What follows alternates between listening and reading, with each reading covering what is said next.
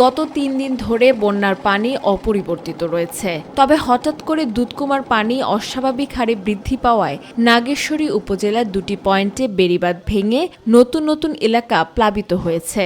ফলে চরাঞ্চলের মানুষের পাশাপাশি মেইনল্যান্ডের মানুষও বন্যা কবলিত হয়ে পড়েছে। বিশেষ করে বাড়িঘর রাস্তাঘাট তলিয়ে যাওয়ায় চলাচলে বিঘ্ন সৃষ্টি হয়েছে। মানুষের খাবার ও গবাদি পশুর খাবারের সংকট দেখা দিয়েছে। খাওয়া দাওয়ার অবস্থা সেই মনে করো কালকে আনছি দুপুরে, আজকেও যে দুপুরে রান্না করবেছি আর চুলের মুড়েরও ব্যবস্থা খারাপ।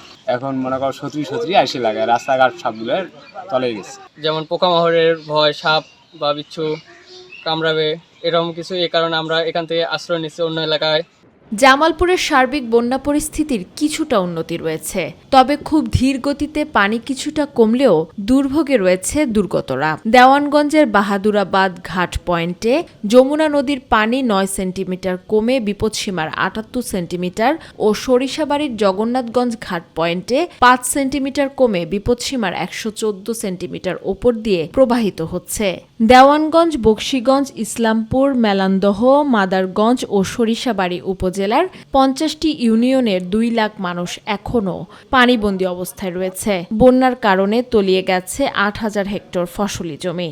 ২৫৯টি প্রাথমিক বিদ্যালয় ও ৬৭টি মাধ্যমিক বিদ্যালয়ের পাঠদান বন্ধ রয়েছে। আমাদের ঘর বাড়িতে পানি উঠে গেছে, আমাদের খাবার দাবারও অসুবিধা হইতাছে।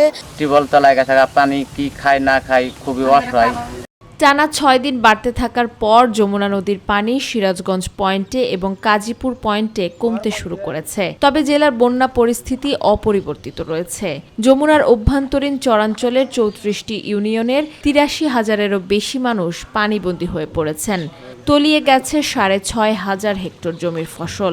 পানি ওঠায় বন্ধ রয়েছে ৭৮টি শিক্ষা প্রতিষ্ঠান। তবে সর্বশেষ যমুনার পানি স্থিতিশীল রয়েছে। গরু ছাগল বাছুরগুলা থাকার কোনো ব্যবস্থা নাই, থাকার কোনো জায়গা নাই, দেখেন না চারিদিক দিয়ে পানি। প্রতিটা জায়গায় আনাচে কানাচে পানি। বর্তমানে মনে করেন যেন খালি মানুষ টান খুঁজতেছে জেলা স্বস্তি নেন নিকে। গাইবান্ধার ফুলছড়ি পয়েন্টে যমুনা নদীর পানি ১৩ সেন্টিমিটার হ্রাস পেয়ে বিপদসীমার ৭১ সেন্টিমিটার ওপর দিয়ে প্রবাহিত হচ্ছে। তবে পানিবন্দী ১,৮০,০০০ মানুষের দুর্ভোগ ক্রমেই বাড়ছে।